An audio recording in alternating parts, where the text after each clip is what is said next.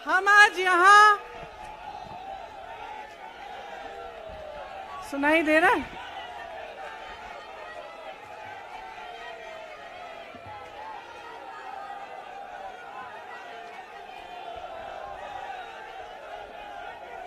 सुनिए,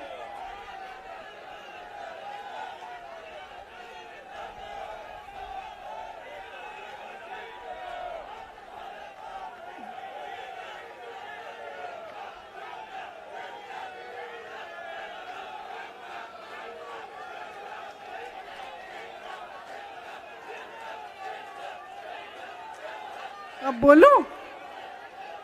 इजाजत है?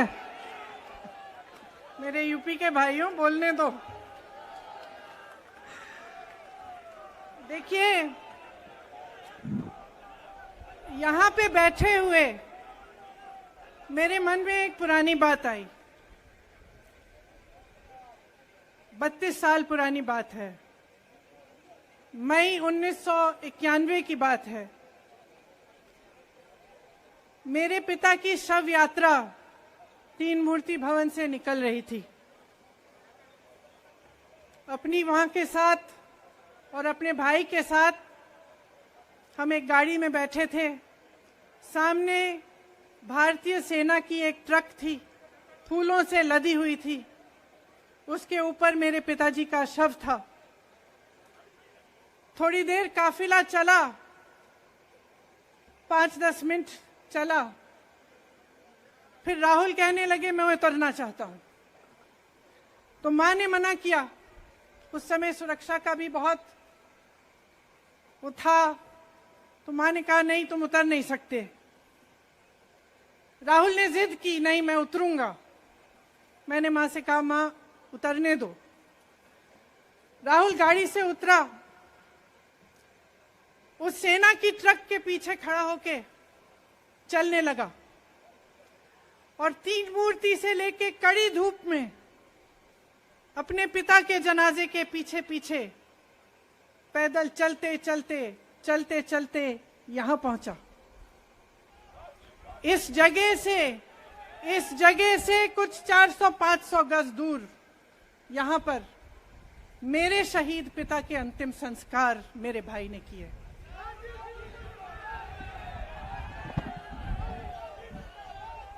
सुनिए, वो चित्र मेरे दिमाग में अभी भी है, मेरे मन में है।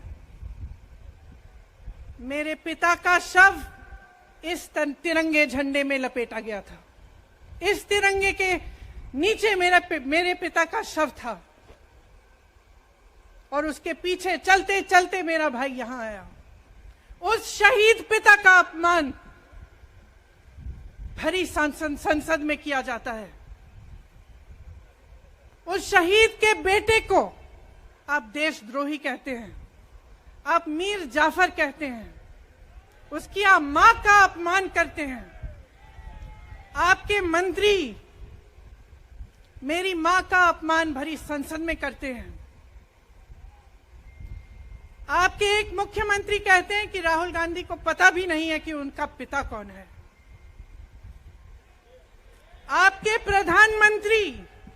आपके प्रधानमंत्री भरी संसद में खड़े होकर कहते हैं कि ये परिवार नेहरू नाम को इस्तेमाल क्यों नहीं करता। पूरे परिवार का अपमान करते हैं।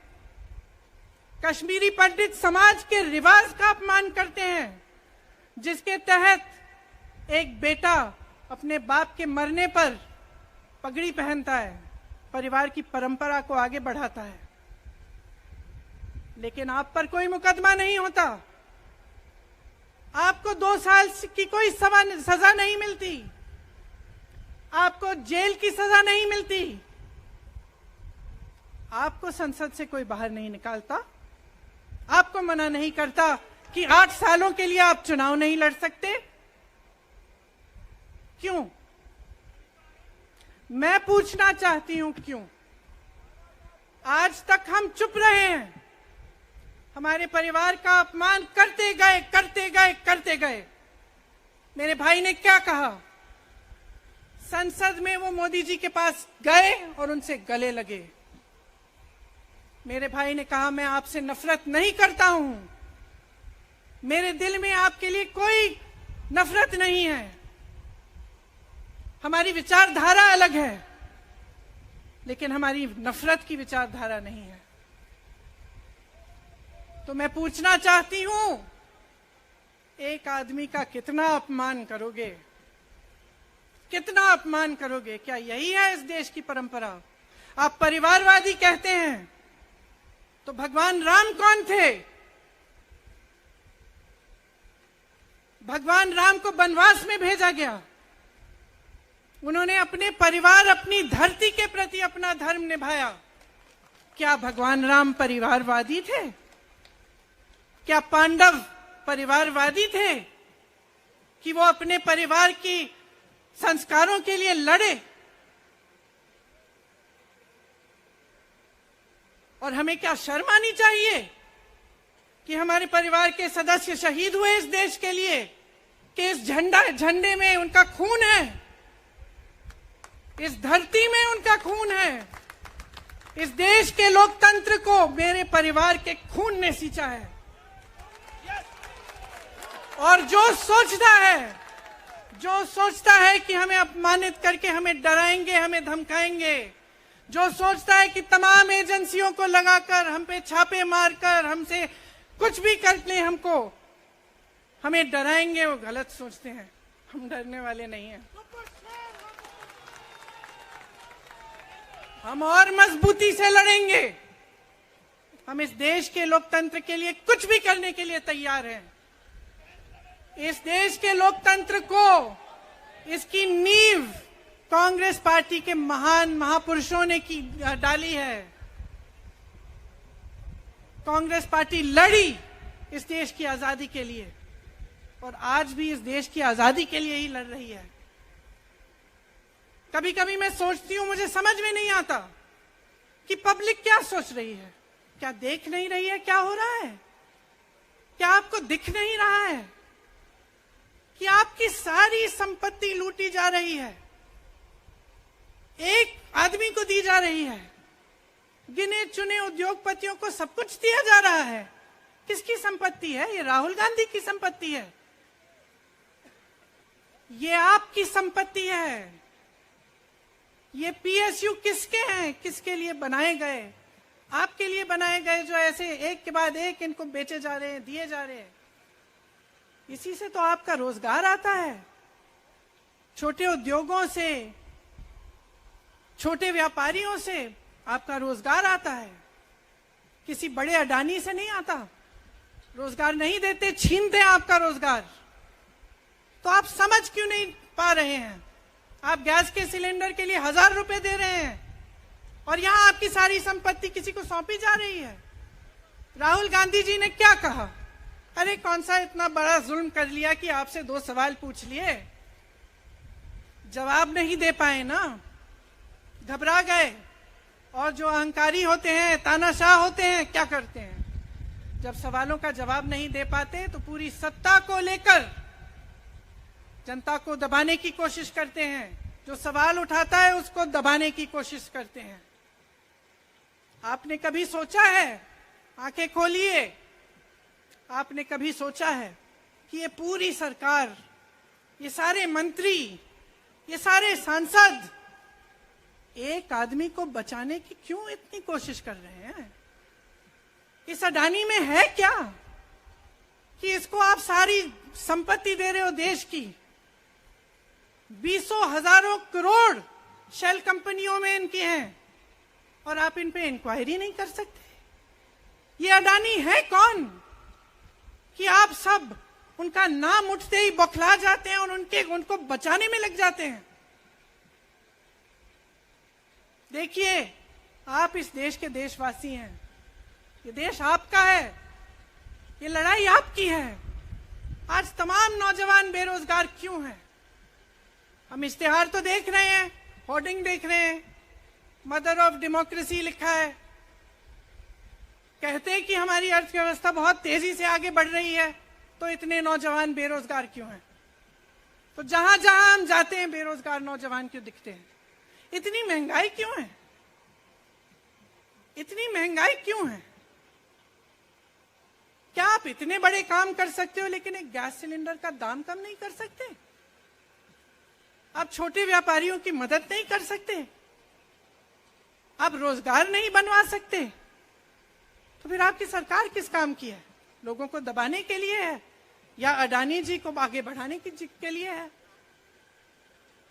तो आज ये समय आ गया है कि हमें गंभीरता से सोचना पड़ेगा। ये सरकार पूरी कोशिश करती है कि आपका ध्यान भटकाया जाए। अब आप सोचिए, कन्याकुमारी से कश्मीर तक एक आदमी चला, उसके साथ लाखों लोग चले। क्या पैगाम लेके चला?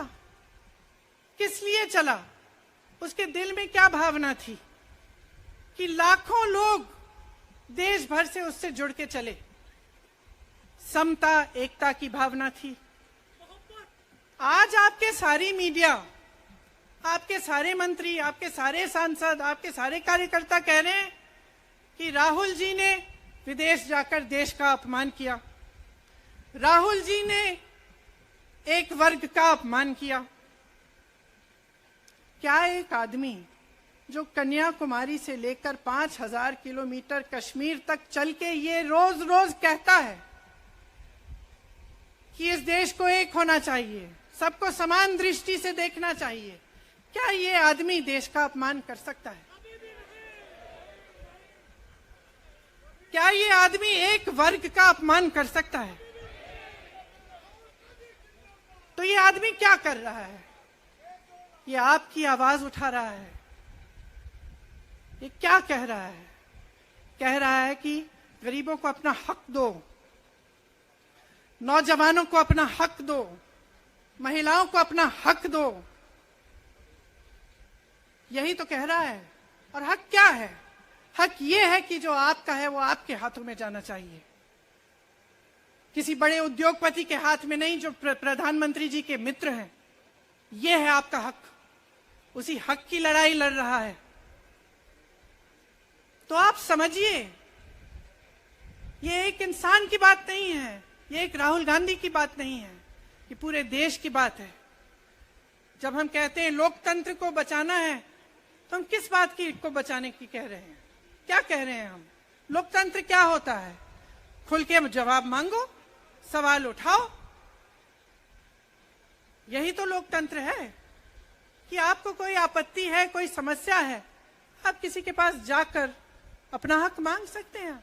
आप कह सकते हैं, भाई हमारे लिए ये क्यों नहीं किया, इतनी महंगाई क्यों है, हमारे लिए रोजगार क्यों नहीं बनाए। लेकिन आज यही हक आपसे छीना जा रहा है और आपका ध्यान इधर उधर भटकाया जाता है और इतनी चीजों को फैलाया जाता है जो सच नहीं है, झूठों को फैलाया जाता है। आप सोचिए, राहुल गांधी दुनिया के सबसे बड़े जो शिक्षा के संस्थान है वहां से पढ़ के आए हैं। हार्वर्ड और कैम्ब्रिज की उनकी डिग्री है। कैम्ब्रिज से उन्होंने इकोनॉमिक्स में मास्टर्स डिग्री, एमफिल डिग्री उनको मिली। आप उसको पप्पू बनाते हैं। पूरे देश भर में आपकी सहायता के साथ, मेरे मीडिया के दोस्तों, डिग्री आपने देखी नहीं, सच्चाई आपने देखा नहीं, उनको पप्पू बना दिया। फिर पता चला कि ये पप्पू तो यात्रा में निकल आया और पता चला कि ये तो पप्पू है ही नहीं। इसके साथ तो लाखों लोग चल रहे हैं। ये ईमानदार भी है, ये सब बातों को समझता भी है, ये जनता के बीच जा रहा है, जनता की समस्याओं को सुन रहा है, तो जनता इसके साथ चली जा रही है। तो घबरा गए कि राहुल गांधी ने संसद में वो सवाल उठाए जिनका उनके पास जवाब नहीं है।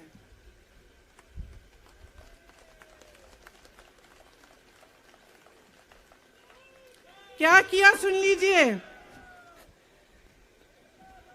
एक तरफ से हंसी भी आती है कि एक आदमी को रोकने के लिए इतना सारा करना पड़ा।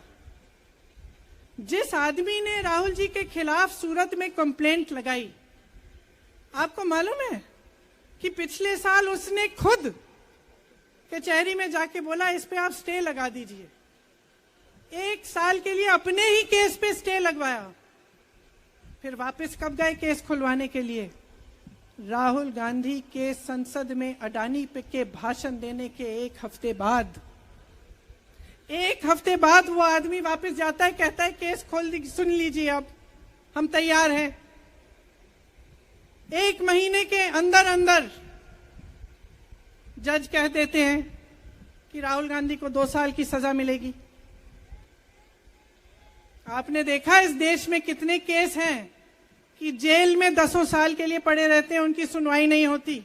ये तो सुनवाई भी फट से हो गई, जजमेंट भी फट से हो गई, सजा भी फट से हो गई। और आपने कह दिया अगले दिन कि 8 सालों के लिए ये चुनाव नहीं लड़ सकते, संसद से बाहर कर देंगे इनको। वाह वाह वाह वाह वाह वाह, बहुत धैर्य है आप में। अरे कायर हैं, कायर है इस देश का प्रधानमंत्री। लगा दो केस मुझ पर, लगा दो केस मुझ पर, जेल ले जाओ मुझे भी, लेकिन सच्चाई ये है कि इस देश का प्रधानमंत्री कायर है।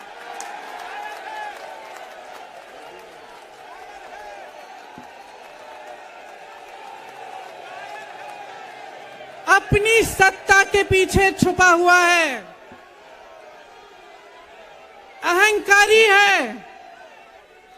और इस देश की बहुत पुरानी परंपरा है, इस देश की बहुत पुरानी परंपरा है, हिंदू धर्म की पुरानी परंपरा है कि अहंकारी राजा को जनता जवाब देती है।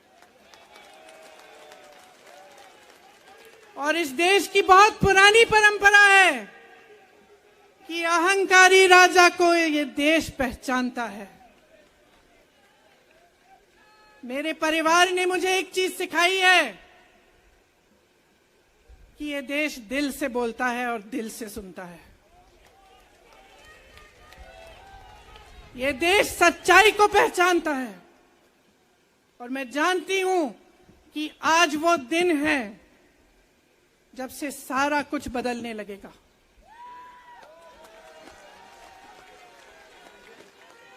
मेरे मीडिया के साथियों, मैं आपसे कहना चाहती हूं, बहुत हो गया है, बहुत हो गया है। मैं जानती हूं आप पर कितना दबाव है। मैं जानती हूं कि आपको लाइन भेजी जाती है कि आज आपको ये कहना है, आज आपको ये लिखना है। लेकिन आपकी एक बहुत बड़ी जिम्मेदारी है। आज लोकतंत्र खतरे में है।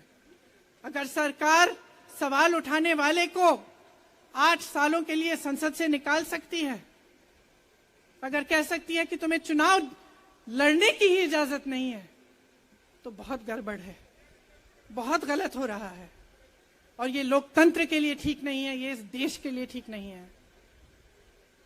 जब आप पत्रकार बने, शुरू में जब आप काम के लिए आए, तो आपके दिल में भी ये होगी बात कि देश के लिए मैं सच्चाई बोलूंगा, मैं सच्चाई बोलूंगी। आज आप बोल नहीं पा रहे हैं, हिम्मत करिए, खड़े हो जाइए आप भी। और जैसे खड़गे जी ने कहा कि तमाम पार्टियों ने आज अपनी आवाज उठाई है, उनका हम सब धन्यवाद देते हैं। और हम सबको एक होना पड़ेगा, इसलिए होना पड़ेगा क्योंकि आज ये देश खतरे में है। आज इस देश की सारी संपत्ति एक आदमी को सौंपी जा रही है और उस आदमी को बचाने के लिए पूरी सरकार खड़ी हो जाती है। बहुत गलत हो रहा है। अगर आज मेरे भाइयों और बहनों आप इसको पहचान नहीं पाएंगे तो इस देश को बहुत खतरे में डाल देंगे। इसीलिए यहां खड़े हुए महात्मा गांधी जी की समाधि के कुछ ही गज दूर खड़े हुए मैं आपको याद दिलाती हूं कि कितनों ने इस देश के लिए अपना खून बहाया है, कितनों ने इस देश की धरती, इस देश की आजादी के लिए अपना खून बहाया है। ये अफसर हैं यहाँ तैनात खड़े हैं, इसी तरह से इनके भाई सरहद पे खड़े होते हैं हमारे लिए, आज भी अपना खून बहा रहे हैं। क्या इसके लिए? क्या अडानी जी के लिए? कि अपने देश के किसान के लिए, अपने देश के गरीब के लिए, अपने देश के छोटे व्यापारियों के लिए, महिलाओं के लिए, अपने बच्चों के भविष्य के लिए हम सब अपनी जान देने के लिए तैयार हैं। तो मैं आपसे आग्रह करती हूं, मेरे देशवासियों, आंखें खोल लो, समय आ गया है, डरो मत। राहुल गांधी के शब्दों में डरो मत, इनका सामना करने का समय आ गया है। एकजुट हो जाओ, सामना करो, इस देश की सच्चाई को उभारो, इस देश की एकता को बनाए रखो और इस देश को आगे बढ़ाओ। जय हिंद, जय हिंद, जय हिंद।